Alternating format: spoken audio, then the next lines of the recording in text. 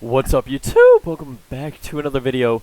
It's your boy Shadork, also known as Shadizzle, and we're back at it with the Stanley Parable Ultra Deluxe. This video is low-key gonna be dedicated to my boy Joseph the Brinket. So let me give you a full little story here. I was at the homeboy Drakus' cribbo, and me, Joseph the Brinket, and Drakus were having some milk. Right, we're drinking some milk, and Drakus was like, "Hey, I'm finna go to bed." I was like, alright, man, that's cool. I'm gonna check you later. Good night, you feel me? And me and Joey were like, we ain't even like that tired for it, you know what I'm saying? So we decided to put it on YouTube. We got the channel up. I put up my channel, kind of like an unsuspected thing, you feel me? And I turned on my last video. My boy Joseph, he says, I can low-key watch this in my free time. I'm like, you already know I'm about to make another one. Like, there's no questions that need to be asked here. So we're back at it. This video's low-key gonna be dedicated to my boy Joseph the Brinket. You feel me? Joey DB19 or 18? Is it 18 or 19? When I see him, I'll know.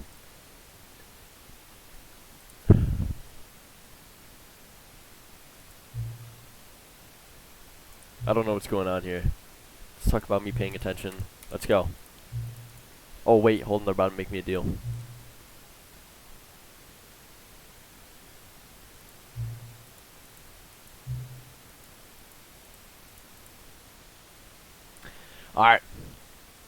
Alright, so this is low-key where like the tricky part comes in. He told me go in the door on the left. This episode, I'm high-key feeling like not doing anything the narrator says. I'm finna go on the door on the right. Let's get it. This was not the correct way to the meeting room, No and cap. Stanley knew it perfectly well. Perhaps he wanted to stop by the employee lounge first, just to admire it. Of course I want to stop by the... Oh my, what a beautiful lounge. Yes, truly a room worth admiring. It had really been worth the detour after all, just to spend a few moments here in this immaculate, beautifully constructed room. Stanley simply stood here, drinking it all in. #1 dad. Shout out to bro. But eager to get back to business, Stanley took the first open door on his left. This door right here? No sir! I'm doing it for Darwisy. Darwin Nunez, he came from Benfica to the Big Red. It's frightening with him and Luis Diaz. There's nobody quite like Darwin Nunez. You feel me, chat? I'm not going that way. Let's go. Yo, do not jump from cargo. Let's see here. Alright, so this is low-key like a backroom scenario here. I don't know. What if I just jump off? I'm not going to, but... Look, Stanley, I think perhaps we've gotten off on the wrong foot here. I'm not your enemy, really, I'm not. I realize that investing You're my enemy, bro. trust in someone else can be difficult, but the fact is that the story has been about nothing but you all this time.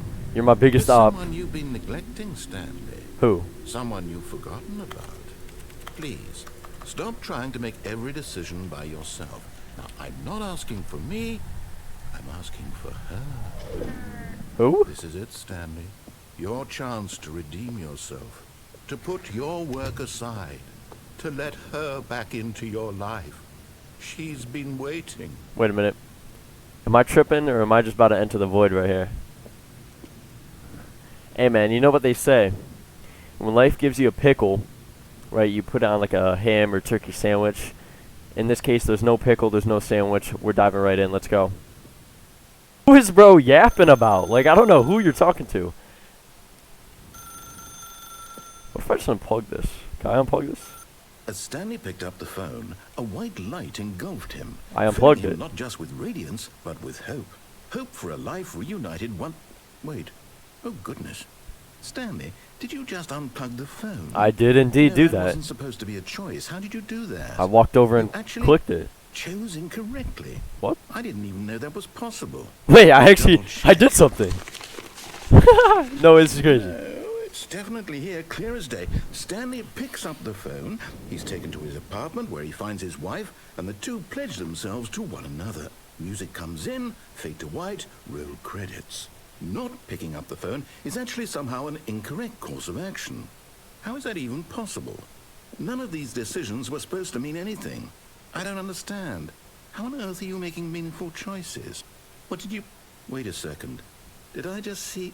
No, that's not possible. I can't believe it. How had I not noticed it sooner? You're not Stanley. You're a real person. I can't believe I was so mistaken. This is why you've been able to make correct and incorrect choices. And to think I've been letting you run around in this game for so long. If you'd made any more wrong choices, you might have negated it entirely. All right, it's bro. as though you completely ignored even the most basic safety protocol for real-world decision-making. Or did you not grasp the severity of the situation? Well, I won't have that kind of risk on my watch. I'm going to stop the game for a moment so we can educate you properly on safe decision-making in the real world. Please observe this helpful instructional video. Choice. It's the best part of being a real Bro, person. what is If this? used incorrectly can also be the most dangerous. What? For example, in this scenario, a hypothetical real person named Rupert has a choice. He That's could invent not a no machine real that person. eliminates food shortages across the world to make life better for all people. Or he could spend years of hard work forgetting how to read. Which choice would you make? Remember that unlike here, the real world makes sense, and at no time should you make a choice that does not conform to rational logic. If you find yourself speaking with a person who does not make sense, in all likelihood, that person is not real. Allow the person to finish their thought, then provide an excuse why you cannot continue talking. Turn to a partner and practice saying, "My goodness, is it 4:30? I'm supposed to be having a back, sack, and crack." Yo, that was so tough. That audio, tough. Excellent. Oh, we're still going. Making choices on a regular basis is the best part to a healthy decision-making process. Most medical professionals recommend making at least 8 choices per day. Do you make more than 8? Less? And finally, if you begin to wonder if your choices are actually meaningful and whether you'll ever make a significant contribution to the world, just remember that in the vast infiniteness of space, your thoughts and problems are materially insignificant, and the feeling should subside. At this time, your instructor will guide you in an exercise to test and reinforce the material covered in this video. Yeah, that's tough. Ah, welcome back. Whoa, You what's may going have on here? noticed that this room has begun to deteriorate as a result of narrative contradiction. It's definitely But not to deteriorating. worry. Now that you're properly informed on good decision-making, we're going to revisit a choice you made just a few minutes ago and see what the correct thing to do would have been. This way, please. I bet. I'm telling y'all, don't ever sleep on a cold glass of milk at like 9 p.m., right? Because, like, you'll just be thirsty. Water really ain't doing the job. Obviously not going to have no carbonated drinks, you feel me? Pour up a glass of just regular milk, bro. It'll change your life. If you're a milk hater, like, I understand where you're coming from, but, like, at the same time, it's just kind of crazy to me. Like, give it a shot, I swear. I'm not even trolling. What do we got going on here, though? You feel me? I'm assuming I got to hop on this, John. All right, let's do it. Now that we know your choices are meaningful, we can't have you jumping off the platform and dying. Imagine the main character dying senselessly halfway through the story. That story would make no sense at all. We just need to get you home as soon as possible before the narrative contradiction gets any worse. Unfortunately, it seems this place is not well equipped to deal with reality. For sure, man. I totally understand what you're talking about right now. I mean, like, what? Let's keep it a buck. Buck 50. A buck 50. So what is going on? I'm so lost. Got that thing on me. Got that land on me. Almost there. You'll take the door on the left, back to the correct ending, the story will have resolution once again, and you'll be home free in the real world. What are you talking about, Brenham? Now remember, all you need to do is behave exactly as Stanley would. That means choosing responsibly and always putting the story first. All right. I'm quite sure you'll be up to the task. I'm up to Just follow my lead and you'll be fine. All right. When Stanley came to a set of 2 open doors, he entered the door on his left. Y'all thought I'm going back in the right one. No! Why did you do that? Whoa. Quickly, hurry back in the other direction. Perhaps we're not too late. Wait, hello? Okay, my bad.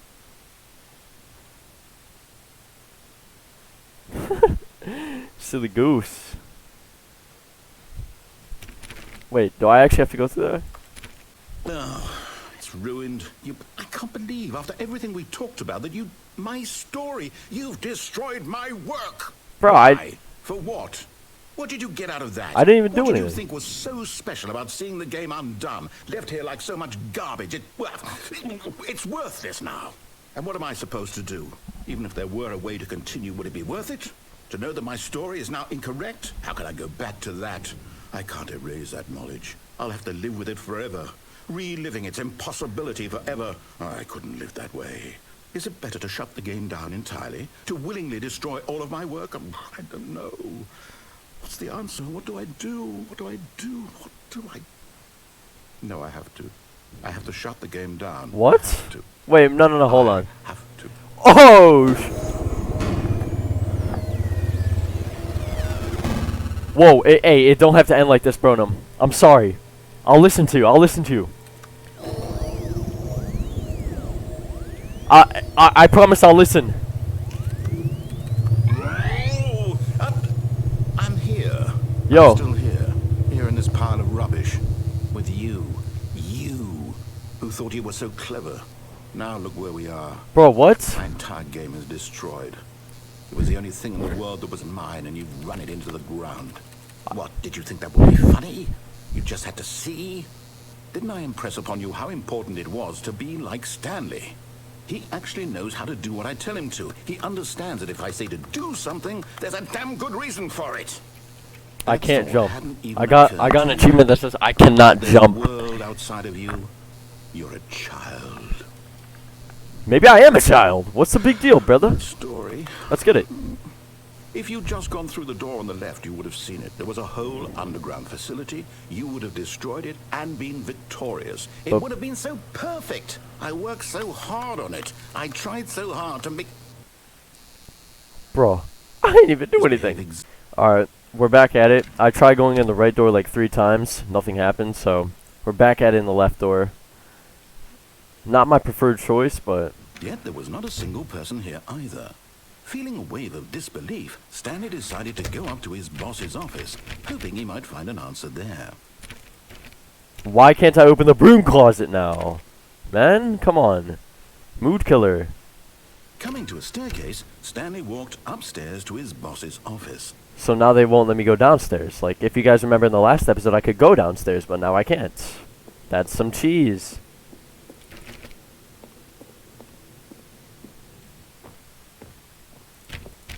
Nothing is opened anymore, by the way, guys. Nothing is open. I don't recall the office looking like this either. This is rather cheeky. Stepping inside his manager's office, Stanley was once again stunned to discover not an indication of any human life. There was only one way to find out. Stanley had been trained never to speak up, but now he would draw from within himself the courage to face the unknown. He drew a sharp breath and then spoke the code. Night Shark 155. Wait, what was it? Was it Night Shark 115? Night Shark 11. Stanley spoke the code. 115, my bad. Night Shark 115. He spoke it into the receiver, right there on the wall. Night Shark 115. Night Shark 115. I'm sorry, is there a problem? Hello? You didn't mishear me, did you? No? Please speak the code into the receiver. Otherwise, we can't get on with the story. This is a crucial step. Wait, bro. What am I? I'm such an idiot. They can't hear me. Okay. What am I I'm not gonna doing, do it, bro? But you know what? It's pretty humiliating to bring you this far, only for you to suddenly decide you have better things to do. I asked you for this one single thing, for your respect. The kind of respect Stanley shows for his choices. He knows what it means to take a story seriously. If you didn't want to see what I had to show you, then why did you come here? You had a choice, you know. You could have gone through the door on the right. You could have done whatever the hell you wanted over there. Why did you come this way? Watch Speak. the language, Say something buddy. to me. Explain yourself, you coward. You... When Stanley came to a set of 2 open doors, he entered the door on his left. What? What is this? Is that me? Hold on, look at the fit though. Stanley? Hello? You got the white shirt, you got the cargo pants. That's far. Stanley, please. I need you to make a choice. Wait, what? I need you to walk through the door. Are you listening to me? Hello? Can you hear me? I can hear you. Is everything all right? I think Stanley, so. this is important. The story needs you. It needs you to make a decision. It cannot exist without you. Do you understand me? Whatever choice you make is just fine. They're both correct. You cannot be wrong here. We can work together. I'll accept whatever you do. I simply need you to take that step forward, please. Choose. Do something. Anything. Yo, Stanley. More important than you can ever know. I need this. The story needs it. So, you hear me? Are you there? Are you listening to this? Stanley, are you there? Okay. It's okay, I can wait. You need time to decide. Time to make sure your choice is correct. That is the best choice. That's all right. I'll wait for you to decide what's the right thing to do. Take as much time as you need. Why'd it just get like emotional up in here, you feel me? And I think that's an ending. That is most certainly an ending. Alright guys. My hair is getting way too long. You feel me? Hold up. Make sure you guys drop a like on this video if you haven't yet. Subscribe to the channel. You know, shout out to Joey Debo. Shout out to the boy Shua. He's really coordinated. Yeah. I mean, this is gonna do it for this one. That was kind of low-key emotional at the end. It was like Stanley was he was just big chillin', to say the least, and I don't know. That maybe the pendulum was hitting him or something, because he was stuck in time or something. But yeah, that'll do it for this one. Make sure you guys like this video, subscribe, help me get hit like 500 subs, I think. But yeah, it's been your boy Shadizzle. Peace out.